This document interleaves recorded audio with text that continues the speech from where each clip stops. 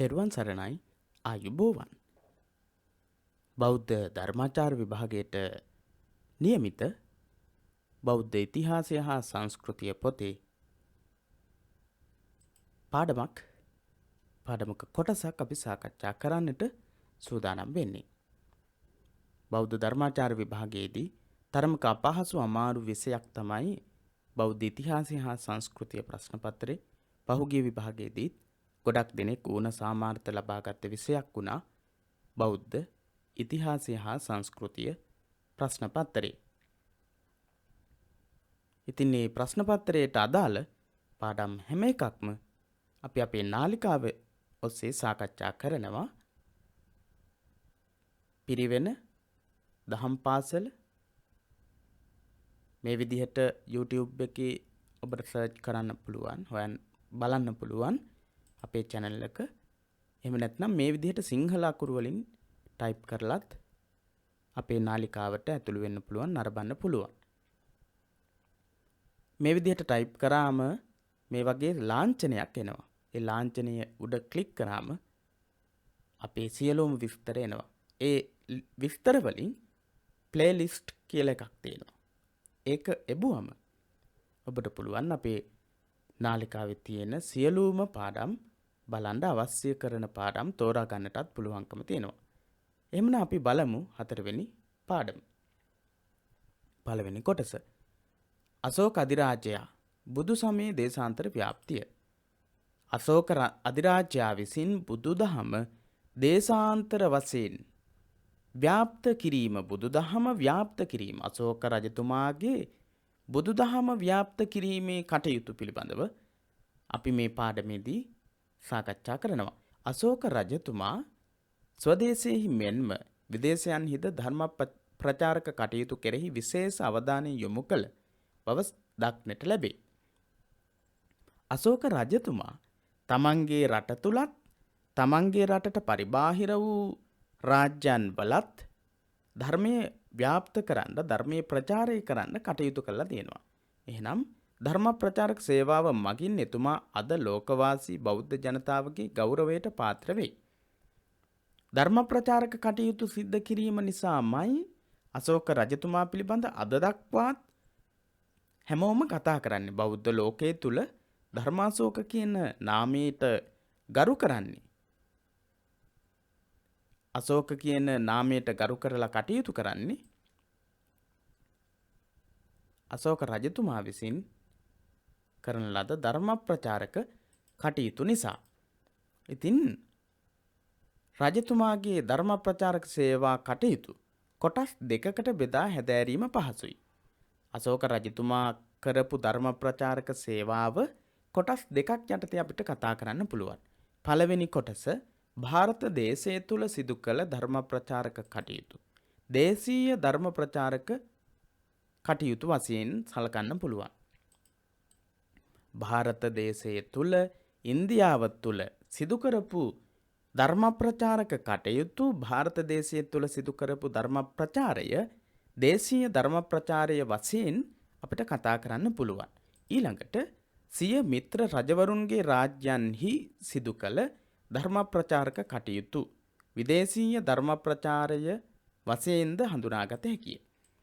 එහෙනම් තමන්ගේ මිත්‍ර රාජ්‍යයන් සමග සම්බන්ධතා පවත්වපු රජ කෙනෙක් තමයි අශෝක රජතුමා. ඉතින් ඒ සම්බන්ධතා පවත්වපු සියලුම රටවල් වලට අශෝක රජතුමා තමන් වැළඳගත් උතුම් වූ සම්බුදු දහම ව්‍යාප්ත කළා. සිය මිත්‍ර රජවරුන්ගේ රාජ්‍යයන්හි සිදු කළ ධර්ම ප්‍රචාරක කටයුතු. එහෙනම් අශෝක රජතුමාගේ ධර්ම ප්‍රචාරය සිද්ධ වෙනවා ಭಾರತ දේශය තුල, නැත්නම් තම රාජ්‍ය තුල, ඒ වගේම මිතුරු රාජ්‍යයන් තුල. සිය රටවැසියාගේ දෛනික යහපත් දිවි පැවැත්ම උදෙසා රජතුමා සදාචාරාත්මක යහගුණ ප්‍රකාශිත පාට රට පුරා විසුරුවා හලේය. විශේෂයෙන්ම තමන්ගේ රට තුල ධර්ම ප්‍රචාරක කටයුතු අශෝක රජතුමා සිද්ධ කළා කියලා අපි කිව්වා. කොහොමද මේ දේ සිද්ධ වුනේ? අද වගේ දියුණු තාක්ෂණික ලෝකයක් නෙවෙයි අශෝක රජතුමා ධර්ම ප්‍රචාරය සිද්ධ කරන කාලේ තිබුණේ. ඒ නිසා තමන්ගේ රටවැසියාගේ දෛනික යහපත් දිවි පැවැත්ම උදෙසා ධර්මය ජනතාව අතරට අරගෙන යන්න ඕන. ජනතාවට සමීප කරන්න ඕන කියලා හිතපු අශෝක රජතුමා සදාචාරාත්මක යහගුණ ප්‍රකාශ වෙන පාට රට පුරාම විසුරුවා හැරියා. මේ පාට ඇතුළත් ලේඛන ඉතිහාසඥයෝ පොදු නාමයක් යටතට ගොනු කළහ. පොදු නාමයක් යටතට ගොනු කළා. අශෝක රජතුමා විවිධ විදිහට මිනිස්සු අතරට යහපත් වූ සදාචාරාත්මක යහගුණ දහම් අරගෙන යන්න රචනා කරපු ව්‍යාප්ත කරපු දේවල් පස්සේ කාලේදී ඒ පාට සියල්ලක්ම එකතු කරලා ඉතිහාසඥයෝ පොදු නාමයක් යටතට ගොනු කරලා පොදු නාමයක් ලබා දුන්නා. ඒ අනුව ඒ සියලු ඉගැන්වීම් අශෝක ධර්ම වශයෙන් හැඳින්වෙයි. ඉතිහාසඥයෝ මේ ඔක්කොම එකතු කරලා විශේෂ නමක් ලබා දුන්නා අශෝක ධර්මය කියලා. අශෝක ධර්මය. අශෝක රජතුමා විසින් තමන්ගේ රට තුල සදාචාරාත්මක වර්ධනයක් ඇති කිරීම සඳහා සදාචාරාත්මක වශයෙන් පුද්ගලයන්ව පෙළගැස්වීම සඳහා රට තුල පුරා විසුරුවා හැරපු ව්‍යාප්ත කරපු ධර්මයට අශෝක ධර්මය කියන විශේෂ නමක් දුන්නා. රටවැසියා තුල ගුණ යහපත්කම් හා සදාචාරාත්මක දිවි පෙවෙතක් ඇති කරලීම අශෝක ධර්මයේ මූලික අපේක්ෂාව විය. අශෝක ධර්මයේ මූලිකම අපේක්ෂාව වුණේ රටවැසියා තුල ගුණ යහපත්කම් සහ සදාචාරාත්මක ජීවන රටාවක් ගොඩනැගීම. රටවැසියා තුල ගුණ යහපත්කම් ඇති කිරීම සහ සදාචාරාත්මක විදිහට ජීවත් වෙන පිරිසක් බවට රටවැසියාව පත් කරන්නට තමයි අශෝක රජතුමා අශෝක ධර්මයේ තුලින් බලාපොරොත්තු වුණේ. එතුමා මේ සදාචාරාත්මක ඉගැන්වීම් සිය අධිරාජ්‍ය පුරාම ව්‍යාප්ත කරලීමට උත්සුක වූයේය. අශෝක රජතුමා මේ සදාචාරාත්මක වැඩපිළිවෙල ක්‍රමවේදය තමන්ගේ අධිරාජ්‍ය පුරාම අධිරාජ්‍යයේ සියලු තැන්වල ව්‍යාප්ත කරන්නට උත්සුක වුණා, උත්සාහවත් වුණා. රජතුමාගේ ධර්ම ප්‍රචාරයේ ප්‍රධානතම හා ප්‍රබල අංශය වූයේ ප්‍රධානතම සහ ප්‍රබල අංශය වූයේ දේශීය ධර්ම ප්‍රචාරයේ බව ශිලා ලේඛන වලින් ප්‍රකට වේ. අශෝක රජතුමාගේ ධර්ම ප්‍රචාරයේ ප්‍රධානතම සහ ප්‍රබල අංශය වුණේ දේශීය ධර්ම ප්‍රචාරය. දේශීය සහ විදේශීය ධර්ම ප්‍රචාර අශෝක රජතුමා සිදු කරනවා. ශිලා ලේඛන වලට අනුව ගත්තම අශෝක රජතුමාගේ ධර්ම ප්‍රචාරක කටයුතු වැඩිපුරම සිද්ධ වෙලා තියෙන්නේ දේශීය වශයෙන්. අශෝක ධර්මය සිය අධිරාජ්‍යයට සමීප රටවල සිය මිතුරු රජුන්ගේ රටවල සංස්කෘතික දූත මෙහෙවර මගින් අශෝක ධර්ම ප්‍රචාරය කළේ.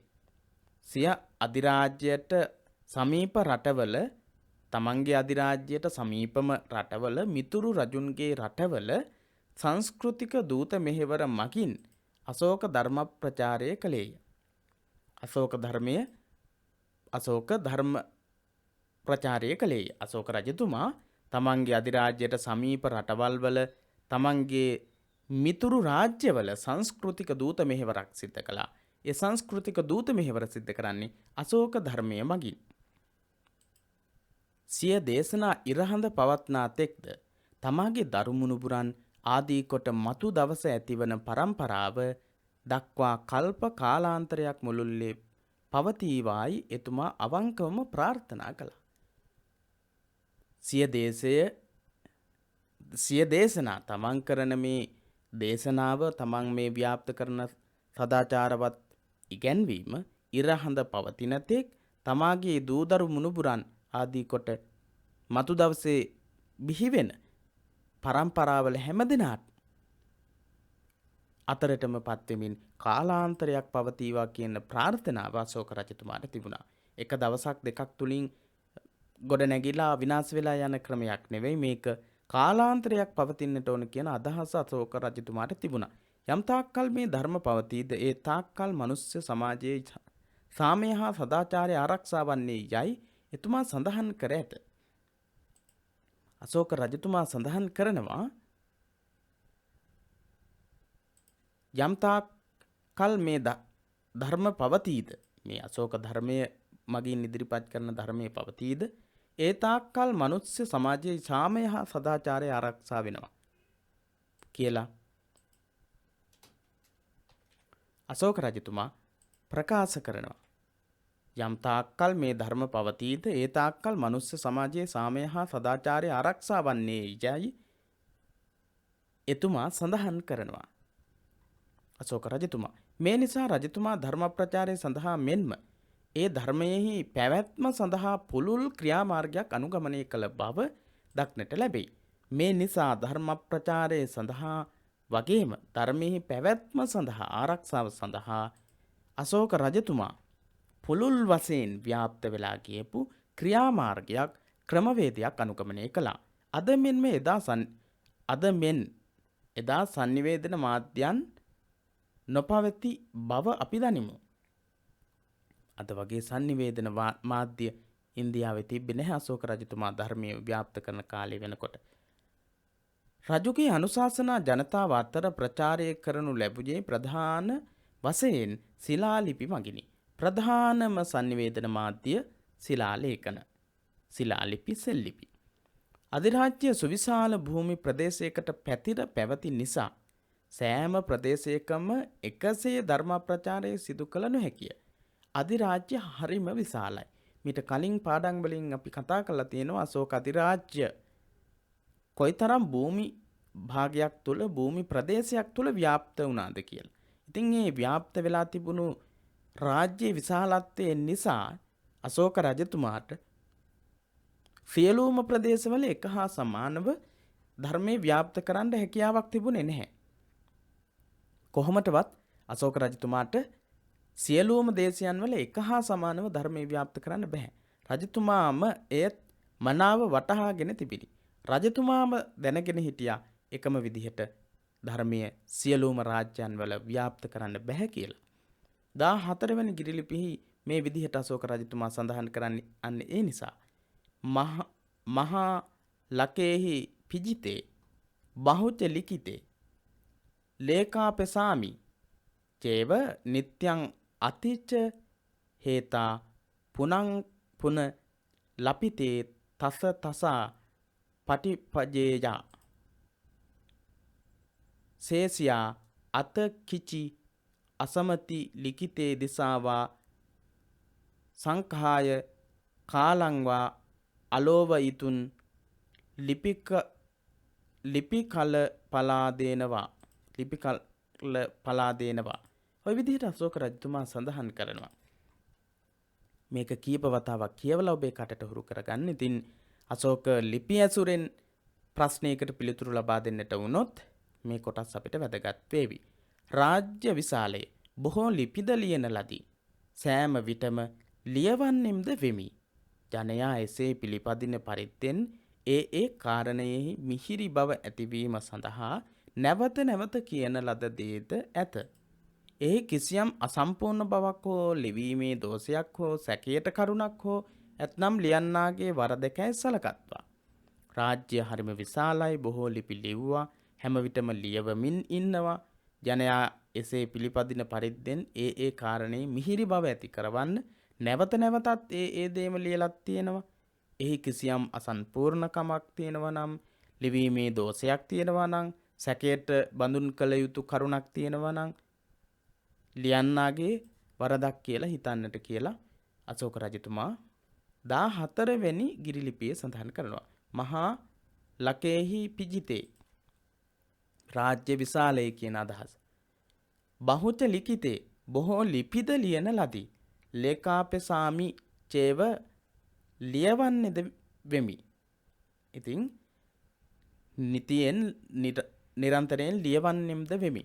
ඒ විදිහට අශෝක රජතුමා සඳහන් කරමින් රාජ්‍යයේ විශාලත්වය පිළිබඳව සඳහන් කරනවා. ධර්ම ලිපි ධර්මාශෝක රජතුමා අශෝක ධර්මයේ ව්‍යාප්ත කිරීමේදී පත්වෙච්ච අපහසුතාවය ගැන තමයි මේ කියන්නේ. ඒක කොයිතරම් බැරෑරුම් කාර්යයක්ද කියන එකත් අශෝක රජතුමා කොයිතරම් දුරට ඒක සාර්ථක වෙන්නට උත්සාහ ගත්තද, සාර්ථක කරන්නට උත්සාහ ගත්තද, වීරිය කළාද කියන එක තමයි ඒ පාඩයෙන් අශෝක රජතුමා ප්‍රකට කරන්නේ, පෙන්눔 කරන්නේ. 14 වෙනි ලිපියේ සඳහන් වෙන සඳහන. ස්වභාවිකව පිහිටි පර්වත මත බොහෝ ලිපි කොටවනු ලැබිනි. ස්වභාවිකව පිහිටලා තියෙන පර්වතවල අශෝක රජතුමා ගොඩක් ලිපි ලියවලා තියෙනවා, කොටවලා තියෙනවා. බොහෝ ජනයා ගැවසන ස්ථානවල මහජනයාට කියවීමට හැකිවන පරිදි ධර්ම ස්තම්භ නමින් හැඳින්වුණු කුළුණු ඉදිකොට ඒ මතුපිට ලිපි කොටවන ලදී. අශෝක රජතුමා බොහෝ දෙනෙක් ගැවසන තැන්වල ධර්ම ස්තම්භ ගල් කුළුණු වල ධර්ම කොටස් ලියලා ඉදි කරලා තියෙනවා, ගහලා තිබුණා.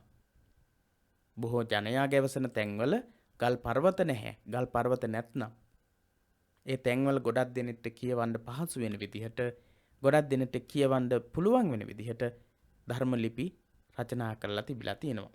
ධර්ම ස්තම්භ කියලා තමයි ඒවා හඳුන්වලා තියෙන්නේ. එසේම ඇතැම් තන්හි පිහිටි ගල් ටැම් හා ගල් පුවරු, ගල් ටැම්, ගල් කණු, ගල් පුවරු මත දිගුකල් පැවැත්ම සඳහා දහම් ලිපි ලියවනු ලැබිනි. සමහර වෙලාවට අශෝක රජතුමා සමහර තැන්වල ගල් කණුවල, ගල් පුවරුවල ධර්ම ලිපි ලියලා තිබිලා තියෙනවා. මේවා එක් එක් ස්වරූපයේ දරූ නිසා ඒවායෙහි බොහෝ විට කෙටි ලිපි ලියවන ලදී. මේවා එක් එක් ස්වරූපයේ දරූ නිසා ඒවායෙහි බොහෝ විට කෙටි ලිපි ලියලා තියෙනවා. ගල් ටැම්වල, ගල් පුවරුවල ඒ තැනට අනුව පිහිටි ස්වභාවය අනුව ඒ තැනට ගැලපෙන විදිහට සමහර විට පුංචි කෙටි දහම් කරුණු, කෙටි විස්තර ඇතුළත් වෙන තැනුත් තියෙන්න පුළුවන්. ඒ ස්ථානයට අනුව තමයි ඒක දීර්ඝ ලිපියක්ද, ඒක කෙටියෙන් රචනා කරන ලිපියක්ද කියලා අශෝක රජතුමා තීරණය කරලා තියෙන්නේ. සමහර ලිපි කොටවා ඇත. මේ ලිපි එක් එක් ස්වරූප නිරූපණය කරන්නේ ස්ථානවල ඉඩ ප්‍රමාණයට සරිලන පරිදි සකසා ලිපි ලිවීමට සිදු වූ නිසාය. සමහර ලිපි එක ස්වරූප අරගෙන තියෙන්නේ ඒ ස්ථානවල ඉඩ ප්‍රමාණයට අනුව ලිපිය සකස් කරන්න ඕන නිසා, ලිපිය ලියවන්නට ඕන නිසා. රජතුමා වඩාත් වැදගත්සේ සැලකූ ලිපිවල පිටපත් විවිධ ස්ථානවල පිහිටුවන ලදී. අශෝක රජතුමා කල්පනා කළා මෙන්න මේ කරුණු ගොඩක් වැදගත් කියලා. එහෙම වැදගත් කියලා හිතපු ගොඩක් කරුණු ගොඩක් තැන්වල පිහිටවලා තියෙනවා. රජතුමා වඩාත් වැදගත් කියලා හිතපු සලකපු ලිපිවල පිටපත් කොටස් ඇතුළත් කරලා ගොඩක් තැන්වල ලියලා තියෙනවා. එකම සෙල් ලිපියේ තියෙන දේවල් ගොඩක් තැන්වල ලියලා තියෙනවා. ඒවා හැමදිනාටම ගොඩක් වැදගත් වෙයි කියලා හිතපු තොරතුරු තමයි මේ විදිහට සෙල් ලිපි කිහිපයකින්ම අපිට දකින්න තියෙන්නේ. සාරානාථ ලිපිය, එබන්දකි. සාරානාථ කියන ලිපිය රූපනාථ ලිපියේ අවසාන දිසා ප්‍රයාණයේ යෙදුණු රජතුමා එහි ඇතුළත් කරුණු 250 වරක් ප්‍රචාරය කළ බව සඳහන් කරයි. සාරානාථ ලිපිය එබන්දකි. රූපනාථ ලිපියේ අවසාන දිසා ප්‍රයාණයේ, රූපනාථ කියන ලිපියේ අවසාන දිසා ප්‍රයාණයේ යෙදුණු රජතුමා එහි ඇතුළත් කරුණු 250 වරක් ප්‍රචාරය කරපු බව සඳහන් කරලා තියෙනවා සාරානාථ ලිපිය. යෙරර්ගුඩ් පළවෙනි ලිපියෙහි අඩංගු දේශන 256 වරක් ප්‍රකාශ කළ බව සඳහන් වෙයි. යෙරර්ගුඩ් කියන පළවෙනි ලිපියේ අඩංගු දේශන 256 වතාවක් නැවත නැවත ලියලා තියෙනවා. අශෝක ධර්මය රට තුල ව්‍යාප්ත කරලීම වස් විශේෂ නිලධාරීන් පිරිසක් පත් කරවනු ලැබිනි. දැන් අපි මේ කතා කරන්නේ දේශය තුල, තමන්ගේ රට තුල, ಭಾರತය තුල අශෝක ධර්මයේ ව්‍යාප්ත කිරීම සඳහා අශෝක රජතුමා ක්‍රියා කරන අන්දම. ප්‍රධාන වශයෙන්ම සෙල් ලිපි රචනා කළා. එකම විශේෂයි කියලා හිතපු දේවල් එක එක සෙල් ලිපිවල නැවත නැවත ලියලා තියෙනවා. ඉතින් වැදගත් වෙන දේවල් ලකුණු කරගන්න, වැදගත් වෙන දේවල් කෙටි සටහනක් විදිහට හදාගෙන මේ යන ගමන් අපි මේ පාඩම් අධ්‍යයනය කළොත් ඔබට හරිම ලේසියෙන් පහසුවෙන් මේ පාඩම් වල විශේෂ කරුණු මතක තබා ගන්නට පුළුවන්කම ලැබේ. අභිෂේකයෙන් තෙලස්වැනි වසරේදී, අභිෂේකයෙන් තෙලස්වැනි වසරේදී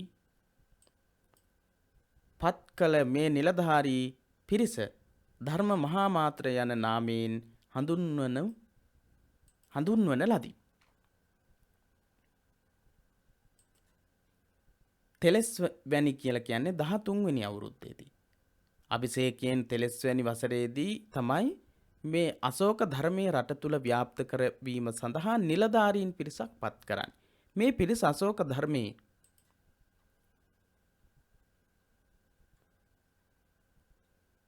ධර්මයේ රට තුල ව්‍යාප්ත කරලීම වස් විශේෂ නිලධාරීන් පිරිසක් පත් කළා.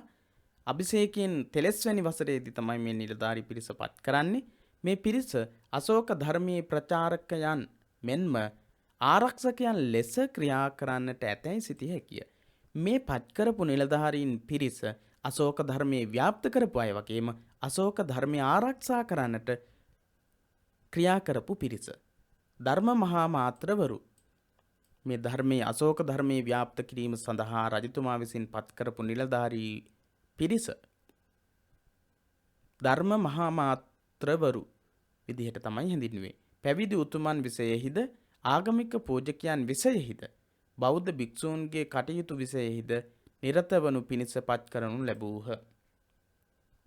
මේ ධර්ම මහා මාත්‍රවරු පත් කළේ ධර්ම මහා මාත්‍රවරුන්ගේ කාර්යභාරය යටතට වැටෙනවා. පැවිදි උතුමන් විෂයෙහි අවධානය යොමු කිරීම, ආගමික පූජකයන් විෂයෙහි අවධානය යොමු කිරීම, බෞද්ධ භික්ෂූන්ගේ කටයුතු විෂයෙහි අවධානය යොමු කිරීම සඳහා පත් කරපු නිලධාරී පිරිස් හිටියා. 12 වන ගිරිලිපිහි මොවුන් වෙත පැවරූ රාජකාරී කවරේදැයි සඳහන් වෙයි. ධර්ම මහා මාත්‍රවරුන්ට පැවරිලා තිබුණු කාර්යභාරය පිළිබඳව අශෝක රජතුමාගේ සෙල්ලිපි ඇසුරින් පිළිතුරක් ගොඩනගන්නට කියලා අපිට ධර්මාචාර්ය විභාගයේදී ප්‍රශ්නයක් එන්න පුළුවන්. එහෙම ආවොත් පිළිතුරු ගොඩනගන්නට මේ තොරතුරු අපිට වැදගත් වෙයි. බොහෝ දෙනෙක් මේ කාරණෙහි ව්‍යාවෘත වූවාහුය. එනම් ධර්ම මහා මාත්‍රයෝද ස්ත්‍රීන් පිළිබඳ කටයුතු භාර මහා මාත්‍රයෝද ස්ත්‍රීන් පිළිබඳ කටයුතු භාර මහා මාත්‍රයෝද ගවගාල් පිළිබඳ කටයුතු භාර නිලධාරියහුද වෙනත් නිලධාරියහුද යන මොහුය. මේ ඒවායේ ඵලය නම් ස්වකීය සමයේ වැඩිම හා ධර්මයේ බැබලීමත් වීමය. බොහෝ දෙනෙක්ගේ මේ කාරණයෙහි ව්‍යාවෘත වූවාහුය. එනම් ධර්ම මහා මාත්‍රයෝද ස්ත්‍රීන් පිළිබඳ කටයුතු භාර මහා මාත්‍රයෝද ගවගාල් පිළිබඳ කටයුතු භාර නිලධාරියහුද වෙනත් නිලධාරියහුද යන මොහුය. ඉතින් මහා මාත්‍රවරු ධර්ම මහා මාත්‍රවරු ධර්මයේ පිළිබඳව මහා මාත්‍රවරු ස්ත්‍රීන් පිළිබඳ කටයුතු සොයා බැලීම සඳහා මහා මාත්‍රවරු ඒ වගේම ගවගාල් පිළිබඳ මහා මාත්‍රවරු මේ විදිහට වෙනත් නිලධාරීන් ඒ විදිහට මහා මාත්‍රවරු වර්ගීකරණයක් ගැන සඳහන් වෙනවා 12 වෙනි ගිරිලිපියේ. රාජකාරී කටයුතු සඳහා ගම් නියම්ගම් දනව්හි සැරිසරන නිලධරයන්ට ඊට අමතරව ධර්ම ප්‍රචාරක කටයුතුද පැවරිණි. රාජකාරී කටයුතු සඳහා ගම් නියම්ගම් කරා මේ රාජකාරී කරන ධර්ම මහා මාත්‍රවරු යන්න ඕන. ඊට අමතරව මේ ධර්ම මහා මාත්‍රවරු ධර්ම ප්‍රචාරක කටයුතු වල නිරත වෙලා තියෙනවා. මේ සියලු පිරිස සමාජ සුබසාධක සේවා නිලධාරීන්සේ සැලකීමට පුළුවන්. සමාජ සුබසාධක නිලධාරීන් පිරිසක් විදිහටත් මේ ධර්ම මහා මාත්‍රවරු පත් කරන්න පුළුවන්කම තියෙනවා. ධර්ම මහා මාත්‍රවරු අතිනුත් ධර්මයේ ව්‍යාප්ත කිරීමේ කටයුතු සිද්ධ වෙලා තියෙනවා. මුළු රාජ්‍යම ආවරණය වන පරිදි පත් කළ නිලධාරීන් පිරිසක්ද වූයේ මුළු රාජ්‍යම ආවරණය වෙන විදිහට පත් කරපු නිලධාරීන් පිරිසක් ඉඳලා තියෙනවා. ඔවුන් යුක්ත රාජුක හා ප්‍රාදේශික යන නම් වලින් හැඳින්විනි. යුක්ත රාජුක සහ ප්‍රාදේශික කියන නම් වලින් තමයි හැඳින්වුවේ. මුළු රාජ්‍යම ආවරණය වෙන විදිහට පත් කරලා හිටිය නිලධාරීන් පිරිසක් යුක්තක කියලා පිරිසයි රාජුක කියලා පිරිසයි ප්‍රාදේශික කියලා පිරිසයි. යුක්තක රාජුක ප්‍රාදේශික කියලා. මොහු වසර 5කට වරක් රාජකාරී කටයුතු සඳහා මෙන්ම ධර්මානුශාසනය සඳහාද සංචාරයට පිටත්ව යා යුත්තාහ. මේ අය වසර 5කට වතාවක් යුක්ත රාජුක ප්‍රාදේශික කියන නිලධාරීන් රාජකාරී කටයුතු සඳහා වගේම ධර්මානුශාසනයේ පැවැත්වීම සඳහාත් අවුරුදු 5කට වතාවක් සංචාරක කටයුතු වල නිරත වෙන්න ඕන. සංචාරය කරන්න ඕනේ. ඒ ප්‍රදේශවල සංචාරයේහි නිරත වෙන්න ඕන. ඒ කරුණු තුන්වැනි ගිරි ලිපියෙහි මෙලෙස සඳහන් වෙයි. ඒ පිළිබඳව තුන්වෙනි ගිරි ලිපියේ මෙන්න මෙහෙම සඳහන් වෙනවා. අභිෂේක කළ 12 වස් ඇතිම මවිසින් මෙය පනවන ලදී. අභිෂේක කළ 12 වස් ඇති මවිසින් මෙය පනවන ලදී. මුළු රාජ්‍යයෙහිම මාගේ යුක්ත රාජුක ප්‍රාදේශික යුතා ලජුකේ ප්‍රාදේශිකේ යන නිලධාරීහු වර්ෂ 5කට වරක් පංචසු වසේසු බැගින් සෙසු රාජකීය කටයුතු සඳහා මෙන්ම මේ ධර්මානුශාසනය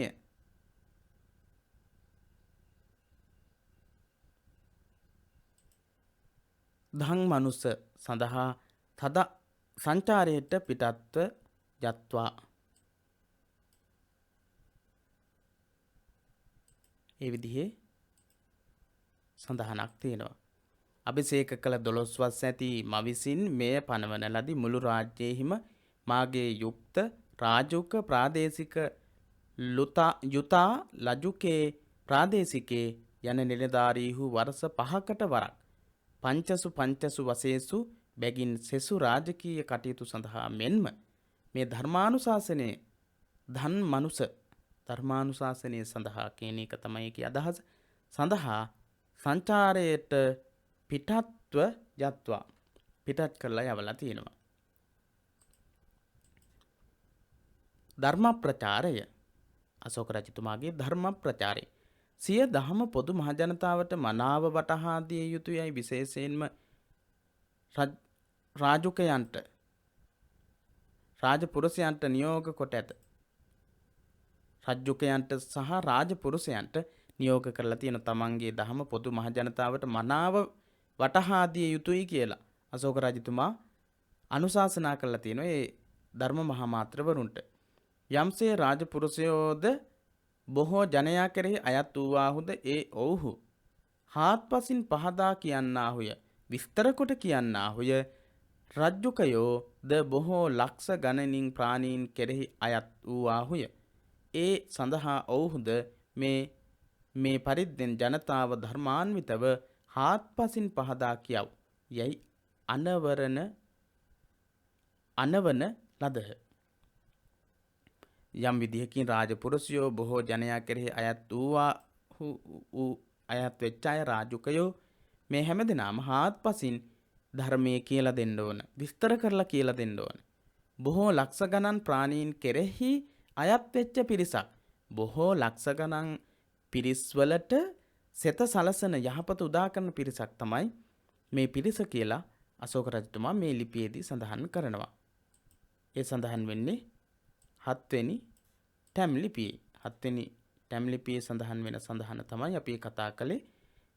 සියලුම දෙනාට යහපත් වෙන විදිහට ධර්මයේ දේශනා කරන්න හාත්පසින් පහදා කියනවා. සම්පූර්ණ වශයෙන් තේරෙන උපරිම විදිහෙන් කියලා දෙන්න ඕන කියලා රජතුමා අනුශාසනා කරලා තිබිලා තියෙනවා. ධර්ම මහා මාත්‍රවරුන්ට රාජ්‍ය නිලධාරීන්ට රාජ්‍ය පරිපාලන සේවාවට සම්බන්ධ සියලු නිලධාරයන් ධර්ම දානයේ යෙදිය යුතුයයි නියෝග කොට ඇත. 12 වෙනි ගිරි ලිපියේ සඳහන් වෙන විදිහට රාජ්‍ය පරිපාලන සේවාවට සම්බන්ධ සියලු දෙනාම ධර්ම දානයේ යෙදිය යුතුයි කියලා අශෝක රජතුමා දක්වලා තියෙනවා. අශෝක ධර්ම ප්‍රචාරය සඳහා අවශ්‍ය නිලධාරීන් පුහුණු කළ බව සිතීමට ඉඩ ඇත. අශෝක රජතුමා ධර්ම ප්‍රචාරයේ සඳහා පිටත් වෙලා ගියපු හැම දිනවම පුහුණුවකට ලක් කරලා තියෙනවා කියලා හිතන්න පුළුවන් සාධකත් තොරතුරු මුණ ගැහෙනවා. මේ පිරිස සැඩපරුස නො වූ අතර ආචාර සම්පන්න මුදු මොලොක් වූයේය. මොහු අගනුවර පමණක් නොව ගම්දනව් සිසාරා දිසා ප්‍රයාණයෙහි නියුක්ත වූහ. දිසා ප්‍රයාණයෙහි කියන්නේ දිසාවල සැරිසරමින් ධර්මය ව්‍යාප්ත කරලා තියෙනවා. සැඩපරුස නොවුණු ආචාර සම්පන්න මුදු මොලොක් පිරිසක් හැමෝම ඒ වගේ. ඒ කියන්නේ ඒ අයට යම්කිසි පුහුණුවක් අශෝක රජතුමා විසින් ලබා දීලා තියෙනවා. කාලිංග ලිපි දෙකෙහි උදේනියෙන්ද තක්ෂිලාවෙන්ද නිලධාරීන් හා මහාමාත්‍රවරුන් පිටත් කළ බව සඳහන් වී ඇත. කාලිංග ලිපියේ උදේනියෙන්ද තක්ෂිලාවෙන්ද උදේනියෙන් තක්ෂිලාවෙන් නිලධාරීන් හා මහාමාත්‍රවරුන් පිටත් කරලා යවුවා කියලා සඳහන් වෙනවා. මේ සියලු මහාමාත්‍රවරු ප්‍රත්‍යන්ත රාජ්‍යවල වැසියන් අස්වැසුම් සඳහාද ධර්මයෙහි හැසිරවීම සඳහාද 4 මාසකට වරක් රැස් වූහ. මේ ලිපිය සාර මාසකට වරක් බැගින් ඇසිය යුතුය. ඉතින් මේ නිලධාරීන් මාස 4කට වතාවක් එකතු වෙන්න ඕන. එකතු වුණාට පස්සේ කරන්න ඕන දේවල් ගැන සඳහන් වෙන ලිපියක් තියෙනවා.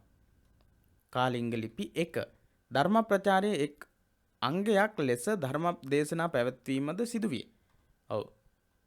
මේ ලිපිය කාලිංග ලිපි පළවෙනි ලිපියේ සඳහන් වෙනවා සියලුම දෙනා ප්‍රත්‍යන්ත වල වැසියෝ අස්වැසුම් සඳහාද ධර්මයේ හැසිරවීම සඳහාද 4 මාසකට වරක් රැස් වූහ කියලා සඳහන් වෙනවා. 4 මාසකට වතාවක් මාස 4කට වතාවක් ඒ අය රැස් විය යුතුයි කියලා සඳහන් වෙනවා. රැස් වුණා කියලා සඳහන් වෙනවා පළවෙනි කාලිංග ලිපියේ. ධර්ම ප්‍රචාරයේ එක් අංගයක් ලෙස ධර්ම දේශනා පැවැත්වීමද සිදුවිය.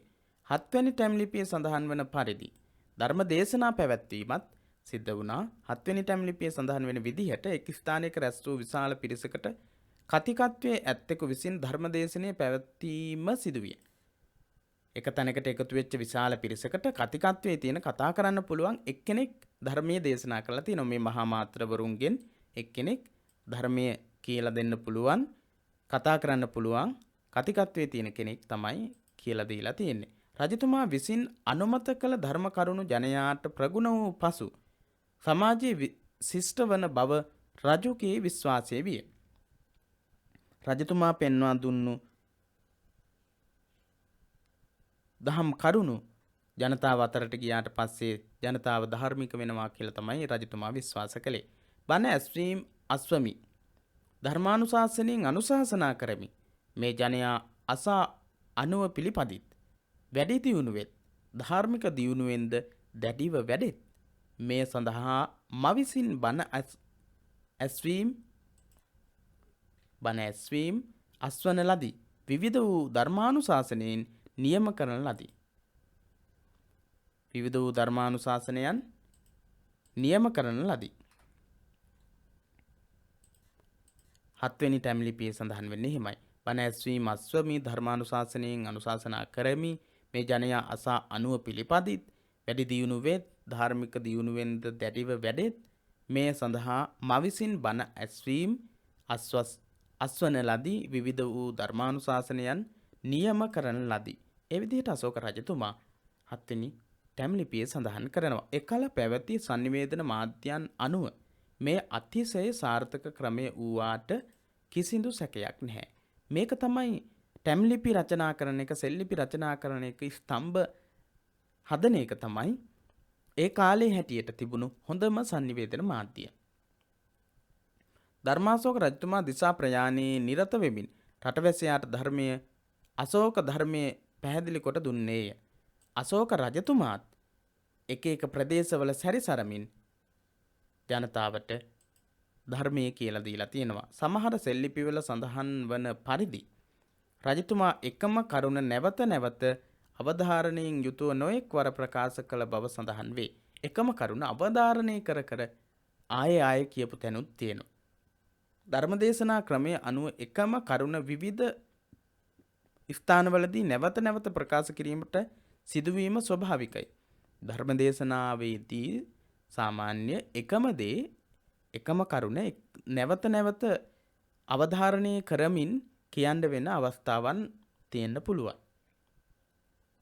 රජතුමා විසින්ම තෝරාගත් සදාචාරාත්මක උපදේශ සිය චාරිකාවන්හිදී ජනතාවට කාවැද්දීමට ප්‍රයත්න දැරූ බව පැහැදිලිව දකින්නට තියෙන කාරණයක්. අශෝක රජතුමා පැහැදිලිවම දක්වලා තියෙන්නේ ජනතාවගේ හිතේ කාවදින්න ඕන, ජනතාවගේ හිතේ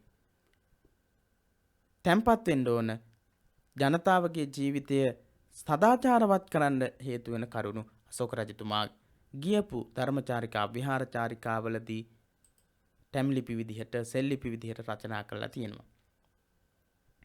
බුද්ධ ධර්මයේහි ආචාර ධර්ම පදනම් කොටගෙන අශෝක අධිරාජයා විසින් පිළියෙල කරගත් අශෝක ධර්මයේ මගින් ಭಾರತයේ තුල ප්‍රබල ධර්මදූත මෙහෙවරක් සිදු වූ බව ඓතිහාසික වශයෙන් පිළිගැනීමට කිසිදු බාධාවක් නොමැත.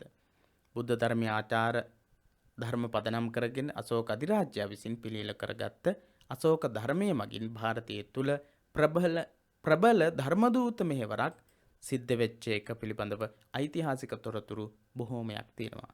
අශෝක රජතුමාගේ ශිලා ලේඛන රූපනාථ, සාරානාථ, යරාර්ගුඩ් පළවෙනි ලිපිය, කාලිංග ලිපි 1, 7, 12, 14, 16 වැනි ලිපි තැන්පත්ව හදාරන කලමේ ප්‍රකට වෙයි. අශෝක රජතුමාගේ ධර්ම ප්‍රචාරක කටයුතු ಭಾರತයේ තුල ප්‍රබල ධර්මදූත මෙහෙවරක් සිදු කරපු බවට මේ කියන සෙල්ලිපි සියල්ලක්ම සාක්ෂි සපයනවා. රාජාභිෂේකයෙන් 27 වන වසරෙහි කළ 13 වැනි ගිරිලිපියෙහි ඔහු ධර්ම ප්‍රචාරය කළ ස්ථානවල නාමාවලියක් දක්නට ලැබේ. අශෝක රජතුමා ධර්ම ප්‍රචාරය කරපු ස්ථාන පිළිබඳ නාමාවලියක් අශෝක රජතුමාගේ 13 වෙනි ලිපියේ ගිරිලිපියේ සඳහන් වෙලා තියෙනවා. එහි ස්ථාන 18ක් නම් කර ඇත. ස්ථාන තියෙනවා 18ක්. අශෝක රජතුමා ධර්ම ප්‍රචාරය කරපු තැන් පිළිබඳව ස්ථාන ගැන සඳහන් වෙන ලිපියක් තමයි 13 වෙනි ගිරිලිපිය. රාජාභිෂේකයෙන් 27 වෙනි අවුරුද්දේ තමයි මේ ලිපිය ලියන්නේ. ඉතින් මේ අවුරුදු 27ක් වෙනකොට ස්ථාන 18ක ධර්ම ප්‍රචාරයේ යෙදිච්ච බව, ඒ වයින් ස්ථාන 13ක් ඉන්දියාවේ විවිධ ප්‍රදේශ බව අපිට අවබෝධ කරගන්න පුළුවන්. ඉතිරි ස්ථාන විදේශික රටවල් වේ. ඒවා මෙසේ ස්ථාන 18ක් ස්වදේශීය ඒවා, ඒ වයින් ස්ථාන 13ක් ඉන්දියාවේ විවිධ ප්‍රදේශ. ස්ථාන 18ක ධර්ම ප්‍රචාරය කරලා තියෙනවා. ස්ථාන 13ක් ඉන්දියාවේම ප්‍රදේශ. අනිත් ඒවා විදේශීය ස්ථාන. හිඳ ඉන්දියාවේ මගධ දේශය මේන් අදහස් කළා විය යුතුයි කියලා විශ්වාස කරනවා. අතේසු දේශ සීමා ප්‍රදේශ මින් සලකන්නට ඇත.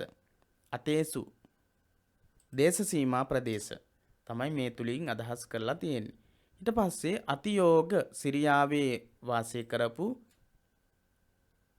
ඇන්ටියෝචෝස් ක්‍රිස්තු පූර්ව 261ත් 246ත් කියන කාලයේදී රජ කරපු ග්‍රීක රජතුමාගේ රාජ්‍ය විදිහට සලකනවා සිරියාව.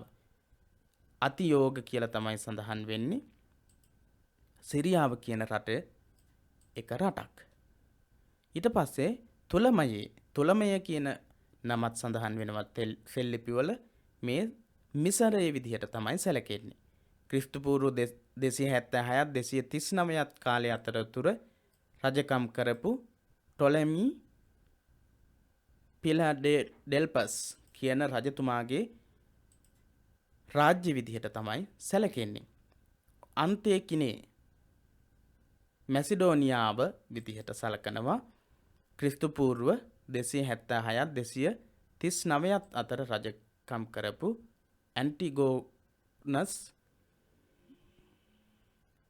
ගෝනටස් කියන රජතුමාගේ රාජ්‍ය විදිහට තමයි සලකන්නේ. චකා කියන ප්‍රදේශය, බටහිර මිසර ප්‍රදේශය. පාමගාස් කියන රජතුමා ක්‍රිස්තු පූර්ව 300ත් 258ත් අතර කාලයේදී රජ කරපු රජ කෙනෙක්ගේ දේශයක් විදිහට රජතුමා තමයි ඒ කාලයේදී රජකම් කරලා තියෙන්නේ. එලිච්චු සුදලේ එවරස්ට් කියන ප්‍රදේශයේ එවුරස් කියන ප්‍රදේශයේ ඇලෙක්සැන්ඩර් රජතුමාගේ ක්‍රිස්තු පූර්ව 272ත් 258ත් කාලයේදී රජ කරපු රජතුමාගේ රාජ්‍ය. චෝඩ ඉන්දියාවේ චෝල රාජ්‍ය, පණ්ඩිය ඉන්දියාවේ පාණ්ඩ්‍ය රාජ්‍ය, තම්බපන්නි දකුණු ඉන්දියාවේ තාම්‍රපර්ණී දේශය, යෝන ග්‍රීකවරුන්ගේ පාලනය යටතේ පැවතුණු ඉන්දියාවේ ප්‍රදේශ තමයි මේ තුලින් අදහස් කරලා තියෙන්නේ. මේ යෝන කියන අදහසින් යෝන කියන නමින් අදහස් කරලා තියෙන්නේ. කාම්බෝජය අද ඉන්දියාවේ ආන්ධ්‍ර රාජ්‍ය 10ක ඉන්දියාවේම ස්ථානයක් විදිහට සලකනවා. පාලද ඉන්දියාවේ පුලින්ද ජනපදය, නාගපන්ති ඉන්දියාවේ ස්ථානයක් විදිහට සලකනවා. බෝජ ඉන්දියාවේ ස්ථානයක්සේ සලකනවා. පිති නිත්‍ය ඉන්දියාවේ ස්ථානයක් විදිහට සලකනවා. ඉතින් මේ කියන ස්ථාන හැම එකක්ම අශෝක රජතුමාගේ සෙල්ලිපිවල සඳහන් වෙන අශෝක රජතුමා ධර්ම ප්‍රචාරක කටයුතු සඳහා කටයුතු කරපු ස්ථාන හැටියට තමයි සඳහන් වෙන්නේ දේශීය සහ විදේශීය විදිහට. ඉතින් 18ම මෙතන සඳහන් වෙනවා. අපි කිව්වා 13ක්ම ඉන්දියාවේ ප්‍රදේශ විදිහටත් අනිත් ප්‍රදේශ ඉන්දියාවෙන් බැහැර ප්‍රදේශ විදිහටත් අපි සඳහන් කළා. මේ නම් නැවත නැවතත් ඔබ කෙටි සටහනක් විදිහට ලියාගෙන නැවතත් කියවන්නේ ඉන්දියාවේ සහ විදේශීය රටවල අශෝක රජතුමා ධර්ම ප්‍රචාරක කටයුතු කරපු ස්ථාන පිළිබඳව සෙල්ලිපිවල සඳහන් වෙන තොරතුරු ඇතුළත් කරලා රචනාගත ප්‍රශ්නයකට උත්තර ලියන්නට වුණොත් මේවා අනිවාර්යයෙන්ම මේ වචන අපිට පාඩම් තියෙන්නට ඕන. 13 වැනි ගිරිලිපිහි මේ ප්‍රදේශයන්ට ධර්මදූතයන් ගිය බව පැහැදිලිව සඳහන් කරලා තියෙනවා. ඒ ධර්මදූතයන්ගේ අනුශාසනා ඒ ප්‍රදේශවාසීන් මනාව පිළිගත් බවත් ඒ සෙල්ලිපියේ සඳහන් කරනවා. මේ ධර්මදූතයන් බුද්ධ ධර්මයේ නොව බුද්ධ ධර්මයේ අන්තර්ගත සමාජ ධර්ම හා ආචාර ධර්ම පදනම් කොට සකසාගත් අශෝක ධර්මයේ ප්‍රචාරය කළ බව පිළිගත යුතු වෙයි. බුද්ධ ධර්මයේ නෙවෙයි බුද්ධ ධර්මයේ පදනම් කරගන්න ගොඩනගාගත්ත සදාචාරාත්මක ඉගැන්වීම් රාශියක් තමයි මේ රාජ්‍යයන් වල ධර්ම දූත සේවාව තුළින් ධර්ම මහා මාත්‍රවරු අතින් සිද්ධ වෙලා තියෙන්නේ. එමගින් බුදුදහම පිළිබඳව අවබෝධයක් පැතිර ගියාට සැකයක් නැත. බුදුදහම පිළිබඳව ලොකු අවබෝධයක් ඒ ප්‍රදේශවල ව්‍යාප්ත වෙන්නට ඇති. එහෙනම් අපි අද කතා කළේ මේ කොටසින් කතා කළේ අශෝක රජතුමාගේ ධර්ම ප්‍රචාරක කටයුතු පිළිබඳව. පත් කරපු මහා මාත්‍රවරු පිළිබඳ තොරතුරු කතා කළා. ඒ වගේම ධර්මයේ ව්‍යාප්ත කිරීම සඳහා අශෝක රජතුමා උත්සාහගත් ආකාරයන් පිළිබඳව ධර්මයේ ව්‍යාප්ත කිරීම සඳහා අශෝක රජතුමා ක්‍රියා කරපු ආකාරයන් පිළිබඳව සෙල්ලිපිවල සඳහන් වෙන තොරතුරු ආශ්‍රය කරගනිමින් තමයි අපිට තොරතුරු හදාරන්නට තියෙන්නේ. විභාගයේදීත් මේ විදිහටම තමයි ප්‍රශ්න අහන්නේ. සෙල්ලිපි ආශ්‍රය කරගෙන තමයි ප්‍රශ්න අහන්නේ. ඒ නිසා සෙල්ලිපි ආශ්‍රය කරගෙනම තොරතුරු එකතු කරගන්න, තොරතුරු එකතු කරගෙන කෙටි සටහන් හදාගෙන ඒවා නිතර කියවලා මතකයේ තබා ගන්නට කියලත් ඔබට මතක් කරනවා. ඊළඟ කොටසින් අපි තවත් තොරතුරු මේ පාඩමට අදාළව කතා කරන්නට බලාපොරොත්තු වෙනවා. එහෙමනම් ඔබට පුළුවන් අපේ නාලිකාවත් එක්ක එකතු වෙන්නට. නාලිකාවත් එක්ක එකතු වුණාට පස්සේ පුළුවන්කම තියෙනවා බොහෝ තොරතුරු සාකච්ඡා කරන්නට. එසේනම් මේ පාඩමෙන් අපි සමුගන්නටයි සූදානම. ඊළඟ පාඩමෙන් හමු වෙමු. ඊළඟ පාඩමේදීත් තොරතුරු බොහොමයක් කතා කරමු. එසේනම් ඔබට තෙරුවන් සරණයි.